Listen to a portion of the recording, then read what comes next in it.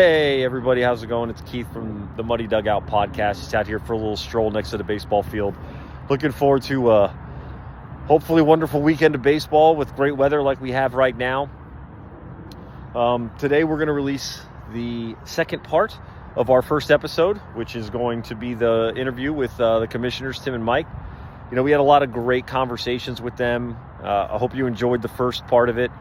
Today we're going to talk a lot about the future of the NJABL, along with many other topics, including the possibility maybe of some future tournaments or something. We're really looking forward to continuing this series of interviews. We do have one more part after this that we'll release, and we hope you guys enjoy it as you continue to support us and the NJBL and this podcast. So listen, have a great day. Hopefully you got outside, got some fresh air, get ready for some baseball this Sunday, and we'll talk to you guys soon. We'll see you soon. All right? Have a good day.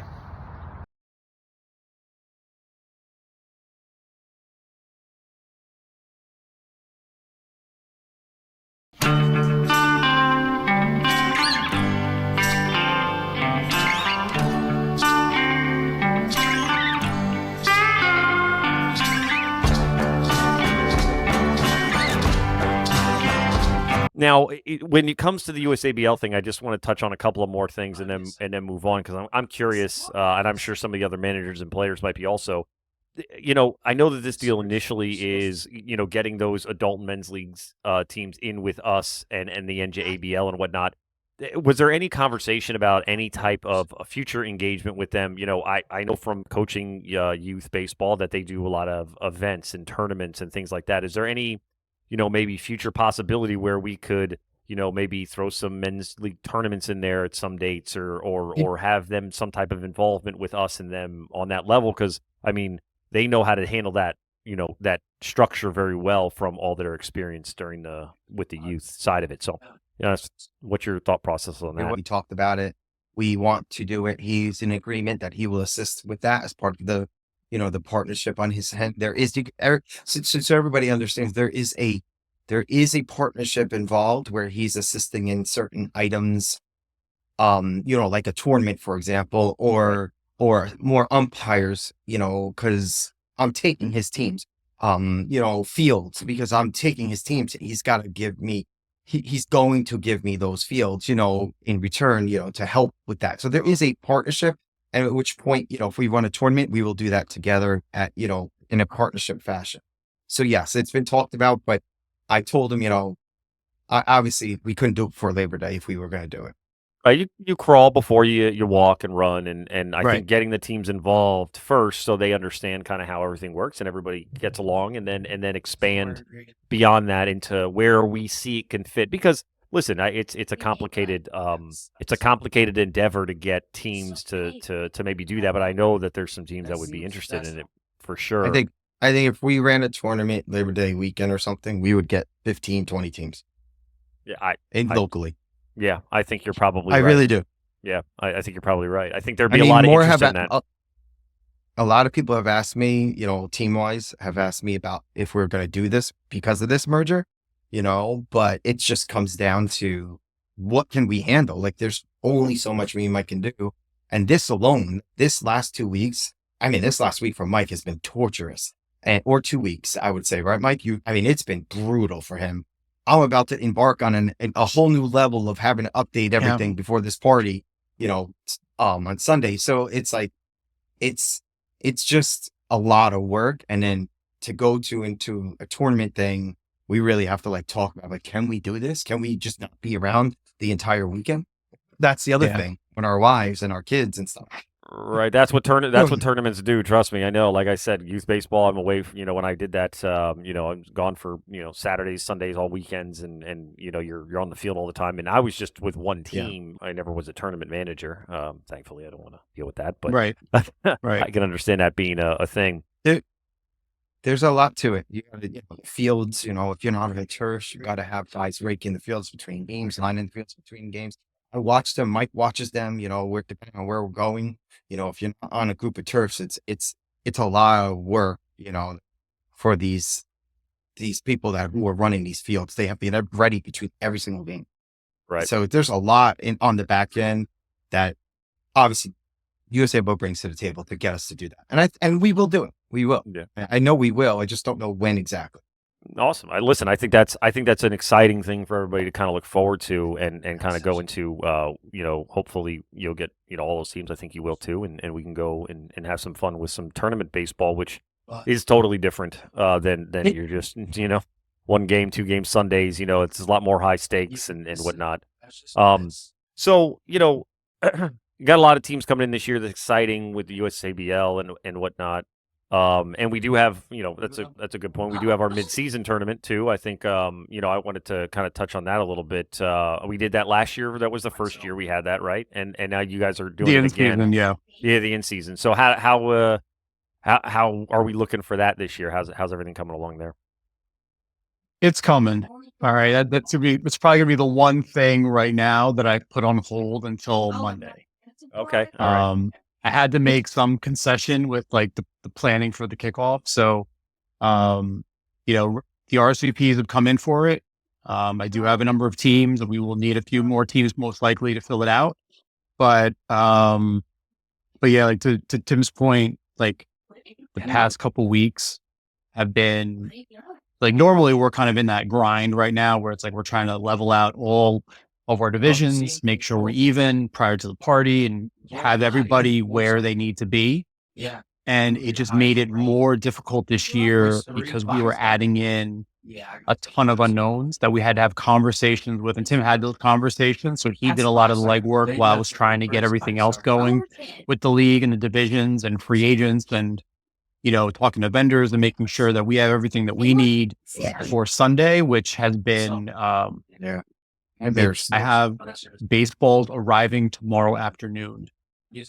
Okay. For the party on Sunday. For the party on Sunday. Like it has been a very, very stressful week, but I believe everything is here. So we're not talking about like, 100 dozen baseballs. We're talking about 400 dozen baseballs coming the night before.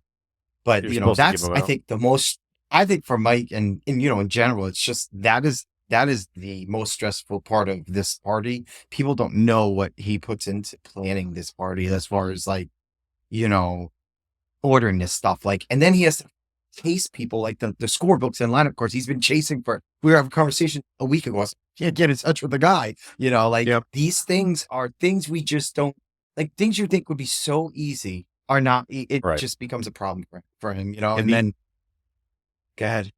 The annual joke is like, it's like I'm almost planning a wedding every year. It's kind of what it is.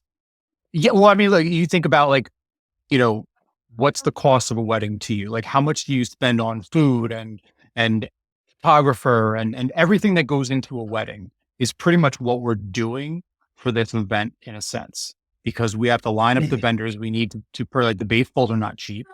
Like I think we end up spending $25,000-$30,000 in baseballs alone. Way that more. have to be here. You got scorebooks and lineup cards, and then there's bat companies, and you have to make sure that those orders come through.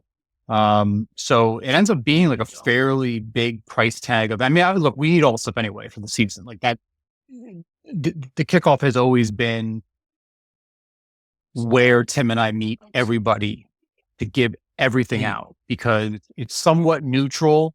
Has been like the godsend is just we pack everything up, we show up, and then everybody comes, gets their stuff, and we're kind of ready to get going for the season. But everything leading up to that point, outside of getting like everything that we need and making sure the venue's ready and all that stuff, it's like it's absolute chaos. And the venue itself. I mean, they sold it.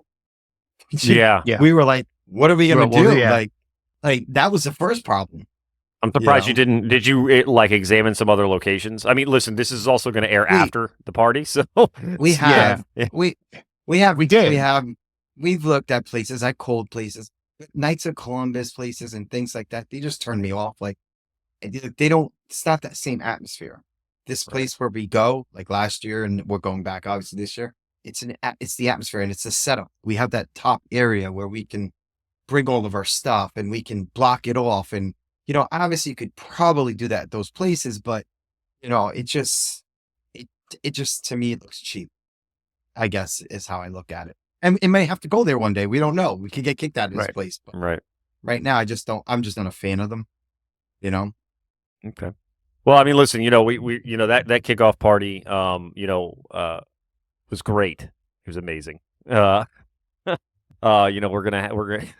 gonna have it soon and whatnot, and hopefully everybody watched and is watching this podcast because of obviously the live stream that we did there. So I think that's phenomenal. So let's just talk about future. Let's talk about growth. Let's talk about what you guys see happening and what you would like to see happen. Next year after. 2, 3, 5 years down the road. What's your ultimate goal, or do you just kind of want to let things just kind of go as they naturally go? I don't know. I think the growth was this year. That's a fair point. I think I've been working on it and been, Mike's like, go ahead, go do it. And that was when I started really pressing. But I think that right now I think the future is like right now with adding the second largest men's league into our league. That's basically what we did, right? I don't think anybody's bigger than them. Yeah, I mean, they were probably our biggest competitor. And I think we didn't really talk about it, but the other thing that they bring to the table for us is that this is the first year we're doing a 35 and older. And the reason we've never done a 35 and older is that when we started this league, and it's going to kind of go back to the question of when we started, our belief was we wanted to evaluate teams based on skill, not age. Because if you think about, the population of teams in the league right now, okay, you have some teams that are a little bit older, but they're powerhouses. They're good. And then you have some teams that are a little bit older and they stepped away from the game for 10 years and they're coming back and they want to play. So if you have a level of play that's a 35 plus, for us starting out, we didn't want to take teams based on age and say, all right, well, you guys are all playing together because you fit, this bucket, and have it where you have teams that don't have a chance to win. Our goal was always, when you go into opening day, you believe as a team that you have a chance to be in the championship later that year. You don't enter opening day thinking, well, we got to play the Aztecs and we got to play the Indians and we don't have a shot, right? That's the last thing that we wanted when we started this league. We wanted everybody to have a chance going into the season to win. And I think that for us, every team that we talk to, that's always the goal. It's you ask questions about that team to understand where they belong. And we never did a third. We tried doing 35 once or twice, but we weren't gung ho about it. And I kind of alluded to this earlier. This winter, other leagues left the door open. There were a lot of teams that weren't happy with how things were done. And they came to Tim asking if we would proceed with a 35 plus. And that really kind of our foundation, we had 8 teams pretty much ready to go before we even announced that we were doing it. Yeah. So it made it really easy because now we already have the division off the ground. So Tim was talking to these teams and they're, ready to go. And, correct me if I'm wrong, Tim, but we had 6 to 8 teams and we already had a division. We had 8 deposits by December 31st. So we had 8 and 13. I was talking to 13. We built it to 12. And then we were talking all right, we can get it to 14. We can break it off. We'll do an 8 and a 6 or something like that. But this merger now took us from 12 teams to 26. What are 26? We? 26? I think we're 26. We have 10, 8, and 8. So what we did was we started a 45 plus because as I started talking to teams, oh my God, some of them are very old and set in their ways. I mean, they were old, so guys 65, 70 years old, playing. No, I mean, their guys are playing at that age. I mean, I wish I'm playing at that age. Well, that's what I'm saying. The average, when I say old, I just mean the average age on the team was well over 45. Right. Maybe they had 1 or 2 guys in there, and because it was labeled a 38 plus in USABL. So maybe they had 1 or 2 guys. So I did this 45 plus, took these 8 older teams and grandfathered in their younger players and kept them in their own division. So, but yeah, like I was saying, I was talking to the 35 plus guys from October to get that rolling. And I'm not a fan. I'm gonna be honest. I'm not a fan of the age groups. I don't like them. We did the league for the divisions because of teams like Mike's team, the Barons.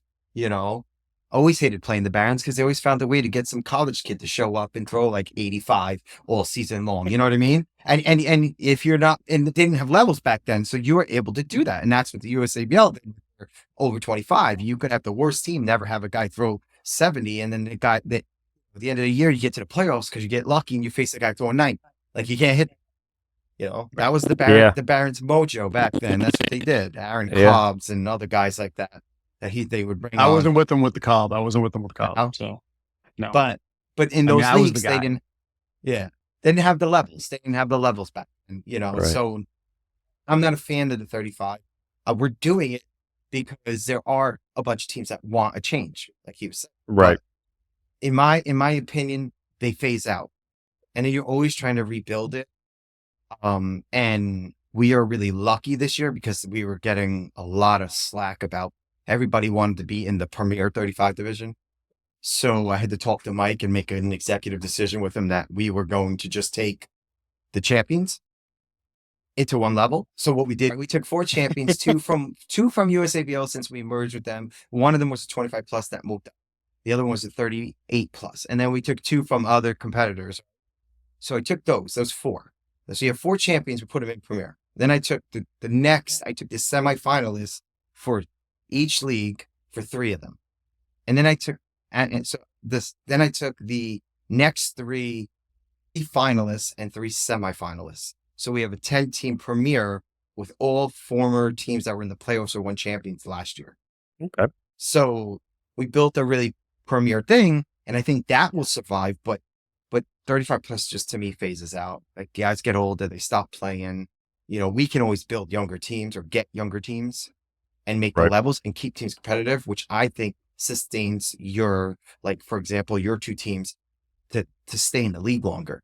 If you just lose every single year, you just give up. You're done. You end up playing another team. You got to build something to keep the guys around. Right. So you don't think that, we haven't had anything happen like this yet because it's going to take some time, but you don't think there's that possibility of that growth where a team is with you guys for a while as their core gets a little bit older, they transition into the 35-year-old leagues or the 45, at least 35. Yeah. It's possible because they haven't had the ability to do it. Right. Exactly. I don't know if anybody asked Mike about it, but I've been asked about starting a 35 plus. So there are teams out there that might do it, but they also, a lot of our teams now have adapted to the way we do things and have younger guys. You're 100% right. No doubt about it. And that was actually, I was just going to touch on the other legends, the 45 plus, real quick before I close that section out, which was just that I remember we were at the managers meeting, and during the managers meeting, you guys were talking about how, maybe in the future you'll start a 45 plus league, maybe towards next year. And then like 2 weeks later, it's like announcement 45 plus. I'm like, wow, that didn't take long at all. That wasn't a year down the road. That was 2 weeks down the road. So, that's, that's a testament to that merger, as you mentioned, and kind of having those conversations with those teams that push that forward and kind of create that future.